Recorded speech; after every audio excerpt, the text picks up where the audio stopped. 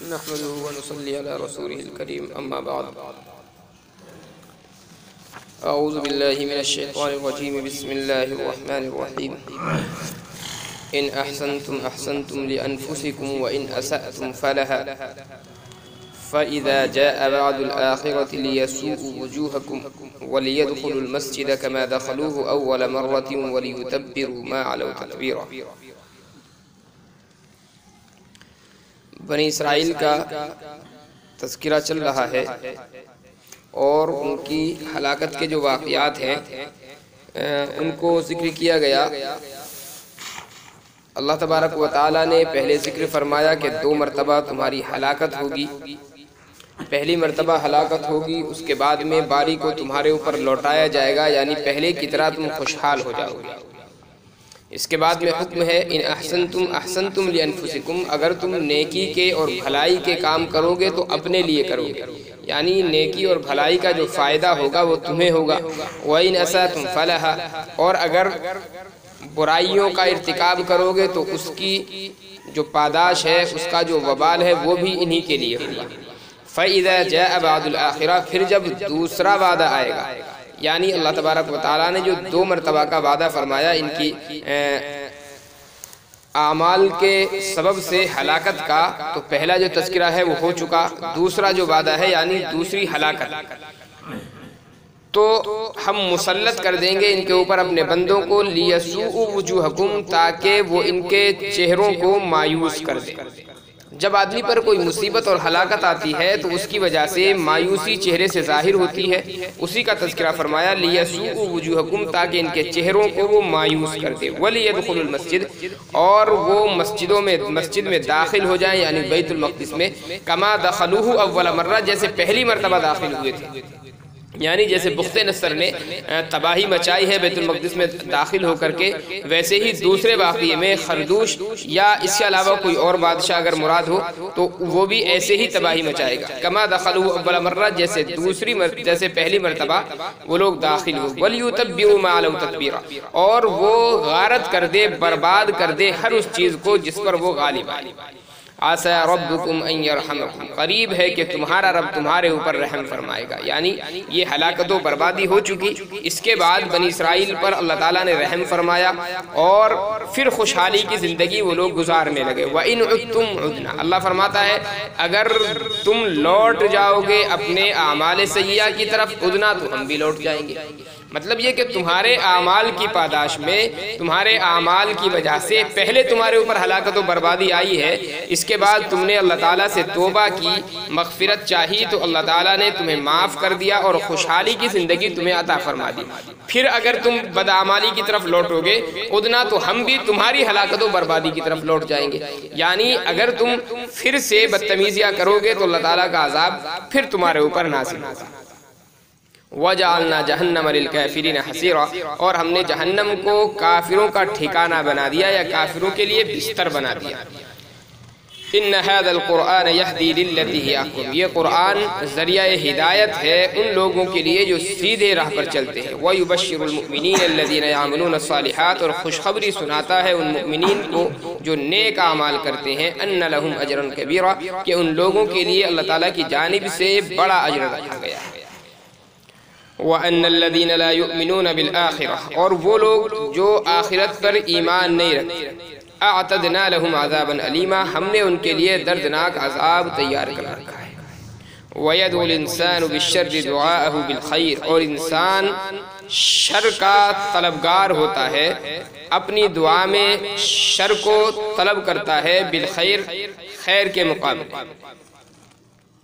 کبھی کبھی ایسا ہوتا ہے کہ انسان اپنی دعاؤں میں غصے کی وجہ سے ایسی چیز زبان سے نکال دیتا ہے جو اس کے لیے خیر کا باعث نہیں ہوتی، شر کا باعث ہوتی، جیسے بد دعا دے دینا کسی کو۔ اب غصے کی حالت میں اپنی اولاد کے لیے بد دعا کر رہا ہے، حالانکہ وہ چیز اس کے لیے مناسب نہیں ہے۔ اپنی مال کی ہلاکت کی بد دعا کر دی غصے کی حالت میں، تو یہ چیز بھی یہاں پر مراد ہو سکتی ہے۔ یا یہ بھی ہے کہ بسا اوقات آدمی دعا کرتا ہے اور کسی چیز کو اچھا سمجھ کر کے وہ دعا کرتا ہے، حالانکہ وہ اس کے لیے بہتر نہیں ہوتی۔ انجام آدمی اس کا نہیں جانتا ہے کہ میری دعا میں مانگی گئی چیز اگر اللہ تعالیٰ مجھے دے دے تو اس کا انجام وہ بڑا بھیانک بسا اوقات نکلتا ہے۔ تو دونوں چیزیں یہاں پر مراد ہو سکتی ہیں، وَيَدْعُو الْإِنسَانُ بِالشَّرِّ دُعَاءَهُ بِالْخَيْرِ، اور انسان خیر کے مقابلے میں شر کو طلب کرتا ہے اپنی دعاؤں میں، وَكَانَ الْإِنسَانُ عَجُولًا، اور انسان بڑا جلد باز ہے۔ نبی علیہ السلام کی دعا کے تعلق سے بھی ایک روایت آتی ہے، حضرت عائشہ رضی اللہ عنہ کے پاس میں آقا علیہ السلام ایک غلام کو لے کر کے آئے اور حضرت عائشہ کو غلام پکڑایا اور فرمایا کہ دیکھو اس کا دھیان رکھنا ہے، بھاگ نہ جائے۔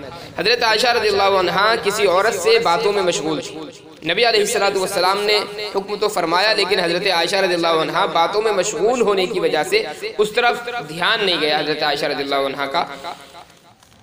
آقا علیہ السلام غلام کو چھوڑ کر کے چلے گئے، حضرت عائشہ باتوں میں مشغول تھی، غلام وہاں سے بھاگ گیا۔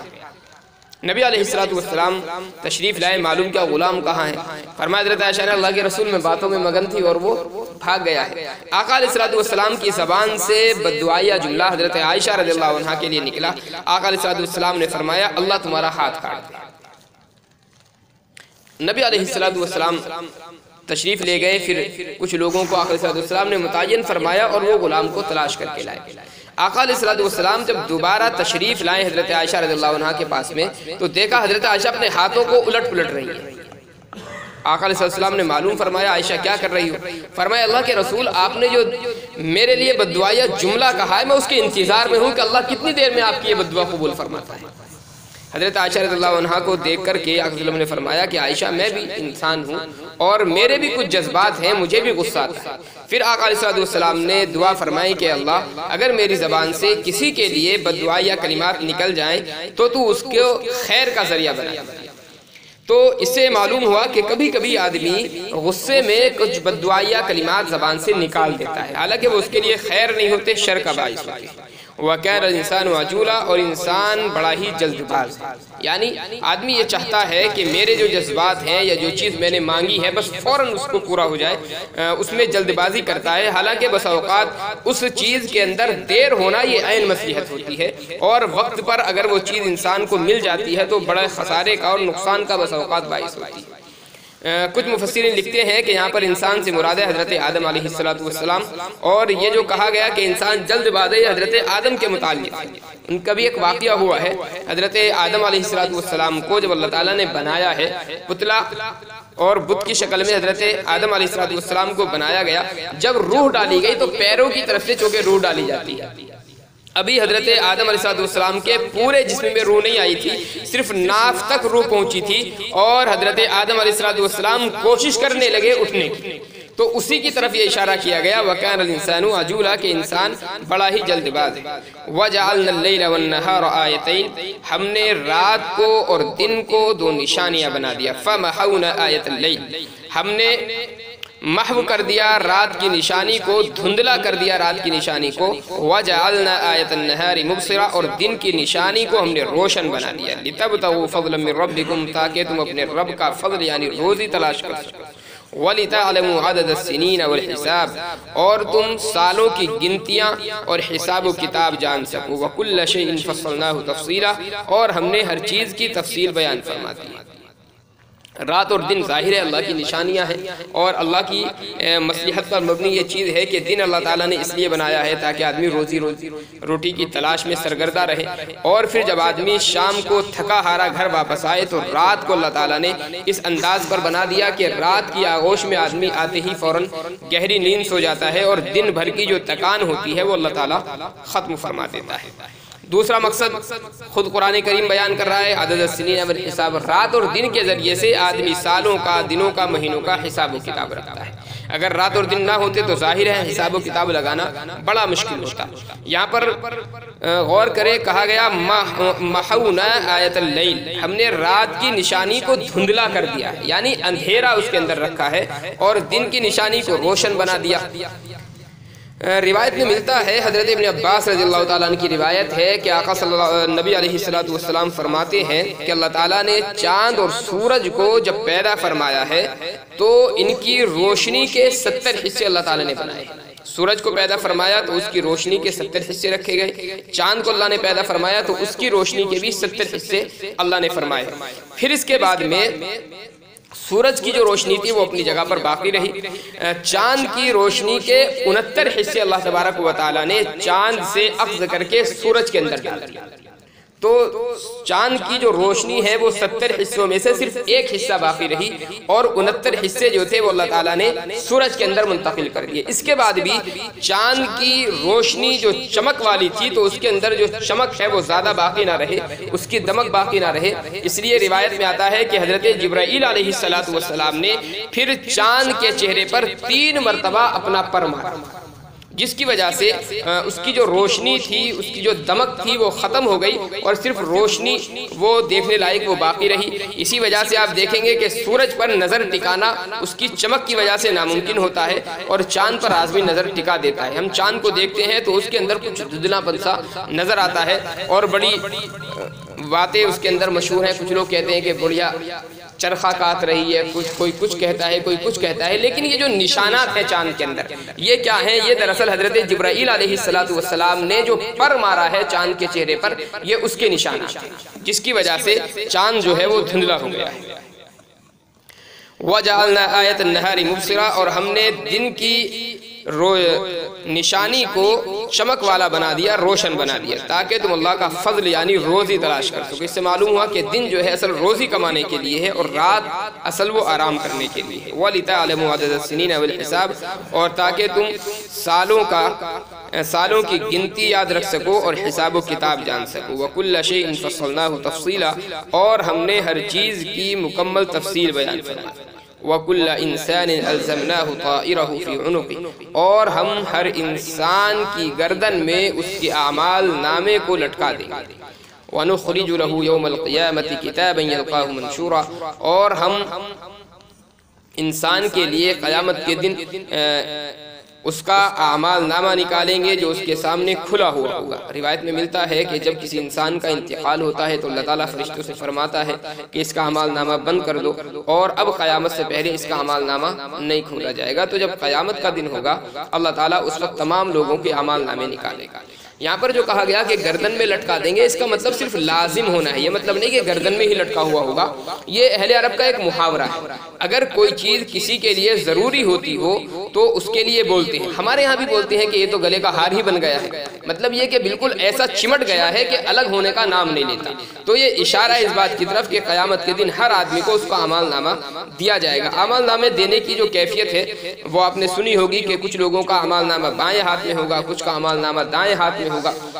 روایت میں ملتا ہے کہ اللہ تعالیٰ کی جو کرسی ہے، جو اللہ کا عرش ہے، اس کے نیچے اللہ تعالیٰ نے تمام لوگوں کے اعمال ناموں کو اکٹھا کر رکھا ہے۔ جب قیامت کا دن ہوگا تو ایک اللہ تعالیٰ ہوا چلائے گا، اس ہوا کے ذریعے سے وہ اعمال نامے اڑیں گے اور تمام لوگوں کے ہاتھوں میں پہنچ جائیں گے۔ کسی کے دائیں ہاتھ میں ہوں گے، کسی کے بائیں ہاتھ میں ہوں گے۔ اور دنیا کے اندر اگرچہ بہت سارے لوگ وہ ہیں جو پڑھنا نہیں جانتے، لیکن اللہ تعالیٰ وہ صلاحیت قیامت کے دن ان کو عطا فرمائے گا کہ قیامت میں ہر آدمی اپنا اعمال نامہ خود پڑھنے کی صلاحیت رکھے گا۔ اقرأ کتابک، اللہ تعالیٰ کی جانب سے کہا جائے گا تم اپنا اعمال نامہ پڑھو، یا تو باقاعدہ یہ حکم ہوگا اللہ کی جانب سے، یا یہ آپ سمجھ لیں کہ کتاب کا ایک ٹائٹل ہے، جیسے کتابیں ہوتی ہیں اور اس کے اوپر سر ورق پر ایک ٹائٹل کی شکل میں ایک چیز لکھی ہوئی ہوتی ہے، تو اقرأ کتابک جو ہے یہ اعمال نامے کے شروع کی عبارت ہوگی، اس میں شروع میں یہ لکھا ہوا ہوگا اپنا اعمال نامہ پڑھو۔ کفیٰ بنفسک اليوم علیک حسیبا، اور آج تمہاری ذات کافی ہے تمہارے حساب و کتاب۔ مطلب یہ ہے کہ اللہ تعالیٰ کی جانب سے حساب و کتاب ہوگا، وہ تو ایک الگ چیز ہے، لیکن ہر آدمی کا اعمال نامہ اس کے ہاتھ میں دیا جائے گا اور کہا جائے گا کہ خود فیصلہ کرو اپنے اعمال نامے کو دیکھ کر کہ تم جنتی ہو یا جہنم۔ من اہتدی فانما یہتدی لنفسہ، جو آدمی ہدایت پر ہوگا تو وہ ہدایت پائے گا اپنے ہی لیے، یعنی ہدایت کا جو فائدہ ہوگا وہ اسی کو حاصل ہوگا۔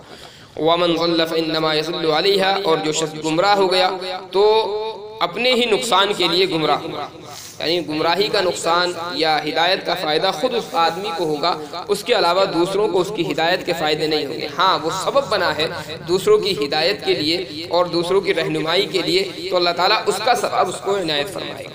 لیکن نفس ہدایت جو کسی کی وہ دوسرے کے لیے فائدہ مند نہیں ہے، یا نفس گمراہی کسی کی وہ دوسرے کے لیے نقصان دہ نہیں ہوتی۔ وَلَا تَزِرُ وَازِرَةٌ وِزْرَ أُخْرَىٰ، اور کوئی بوجھ اٹھانے والا دوسرے کا بوجھ نہیں اٹھائے گا۔ مطلب یہ کہ کوئی آدمی اگر اعمال سیئہ یہاں پر کرتا ہے تو اس کے برے اعمال کی سزا کسی دوسرے کو دی جائے، ایسا نہیں ہو سکتا۔ اسی آیت کی وجہ سے علماء میں یہ بڑا مختلفی مسئلہ رہا کہ کفار کے جو بچے ہیں ان کا ٹھکانہ کیا ہے، جنت ہے یا جہنم ہے۔ اس سلسلے میں احادیث پر ہم غور کریں تو 3 طرح کی روایتیں احادیث مبارکہ میں ملتی ہیں۔ بعض روایتوں سے یہ پتہ چلتا ہے کہ کفار کے جو بچے ہوں گے وہ جہنم ہیں۔ بعض روایتوں سے معلوم ہوتا ہے کہ کفار کے بچوں کا کوئی فیصلہ اللہ تبارک و تعالیٰ نے بھی نہیں فرمایا، بلکہ مستقبل کے اعتبار سے ان کے متعلق اللہ تعالیٰ فیصلے فرمائے گا۔ حضرت عائشہ رضی اللہ عنہ ہی کی زیادہ تر اس سلسلے میں روایت موجود ہیں۔ حضرت عائشہ رضی اللہ عنہ کے پاس میں ایک بچے کا جنازہ تھا، آقا صلی اللہ علیہ وسلم نے نماز پڑھائی تو حضرت عائشہ رضی اللہ عنہ نے فرمایا کہ اس بچے کے لیے خوشخبری۔ اللہ کے رسول نے فرمایا کیوں؟ کہنے لگے اللہ کے رسول یہ ابھی بلوغت کو بھی نہیں پہنچا تھا، ابھی تو بچہ تھا اور بچپنے میں اس کا انتقال ہو گیا تو گناہ ابھی اس سے سرزد ہی نہیں ہوئے۔ اللہ کے رسول نے فرمایا عائشہ، اللہ تعالیٰ ہر بچے کا یا ہر آدمی کا جو حساب کرے گا وہ اس کی کیفیت کے حساب سے، یعنی اللہ تعالیٰ یہ دیکھے گا کہ یہ بچہ بڑا ہو کر کے نیک بنتا یا بد بنتا، اس کے حساب سے اس کا فیصلہ کیا جائے گا۔ بعض روایتوں میں اس طرح کا مضمون ملتا ہے، اور بعض روایتوں میں یہ مضمون ملتا ہے کہ بچے جو ہوں گے وہ اپنے ماں باپ کے تابع ہوں گے، یعنی ماں باپ اگر کافر ہیں تو بچوں کے ساتھ میں بھی کافروں والا معاملہ کیا جائے گا اور جہنم ان کا ٹھکانہ ہوگا۔ لیکن یہ جو روایات ہے اکثر مفسرین لکھتے ہیں یہ ابتدا کی روایات ہے، یعنی نبی علیہ السلام کو جب تک حتمی طور پر بچوں کے متعلق حکم معلوم نہیں تھا کہ بچے جنتی ہوتے ہیں یا جہنمی ہوتے ہیں، ابتداءً حکم دیا گیا کہ بچوں کے متعلق کوئی فیصلہ اللہ تعالیٰ ابتداءً نہیں فرماتا بلکہ ان کی کیفیت کے اعتبار سے فیصلہ ہوتا ہے۔ تو نبی علیہ السلام نے وہی چیز ارشاد فرما دی۔ اس کے بعد میں یہ معلوم ہوا کہ بچے ماں باپ کے تابع ہوتے ہیں اور ماں باپ کافر ہیں تو بچوں کے ساتھ بھی کفر والا معاملہ ہوگا۔ نبی علیہ السلام نے وہ چیز ارشاد فرما دی۔ لیکن آخری جو روایات ہیں اور اس کے بعد کی جو روایات ہیں ان سے معلوم ہوتا ہے کہ کافروں کے جو بچے ہیں وہ جہنمی تو ہرگز نہیں، ہاں البتہ جنت میں وہ جائیں گے یا نہیں جائیں گے، تو اس سلسلے میں 2 روایات ہیں۔ بعض روایتوں سے پتہ چلتا ہے کہ اللہ تعالیٰ نے جنت اور جہنم کے درمیان میں ایک جگہ متعین فرما دی ہے، جو بچے ہوں گے وہاں پر ہوں گے۔ لیکن اکثر روایات سے اور احناف کا جو مسلک ہے مضبوط وہ یہی ہے کہ کفاروں کے جو بچے ہوں گے وہ بھی جنتی ہوں گے۔ ہاں اللہ تبارک و تعالیٰ تقسیم یہ فرمائے گا کہ کافروں کے جو بچے ہوں گے وہ جنتیوں کے خادموں کی حیثیت سے جنت میں رہیں گے، چونکہ انہوں نے اعمال سیئہ کچھ کیے نہیں ہیں، برے اعمال نہیں کیے، اس لیے جہنم میں جانے کا مطلب نہیں ہے، اور ایمان پر بھی چونکہ خاتمہ نہیں ہو رہا ان کا، اس لیے جنت کی جو نعمتیں ہیں ان کا جو حصول باضابطہ وہ بھی نہیں ہوگا۔ البتہ جنت میں جنتیوں کے خادموں کی حیثیت سے وہ بچے رہیں گے، اور اس کی جو تائید ہے بہت ساری روایات سے ملتی ہے۔ معراج کے موقع پر بھی ایک روایت ملتی ہے، آقا علیہ السلام جب جنت کی سیر کو گئے ہیں، حضرت جبرائیل علیہ السلام کے ساتھ میں آپ نے دیکھا کہ ایک بڑے میاں ہیں وہاں پر بیٹھے ہوئے ہیں اور ان کے پاس میں بچے کچھ کھیل رہے ہیں۔ حضرت جبرائیل علیہ السلام سے اپنے معلوم کیا یہ کون ہے؟ حضرت جبرائیل نے فرمایا یہ ابراہیم علیہ السلام ہے۔ آقا صلی اللہ علیہ وسلم نے فرمایا کہ یہ بچے کون ہیں؟ تو انہوں نے فرمایا اللہ کے رسول یہ مسلمانوں کے اور کافروں کے بچے۔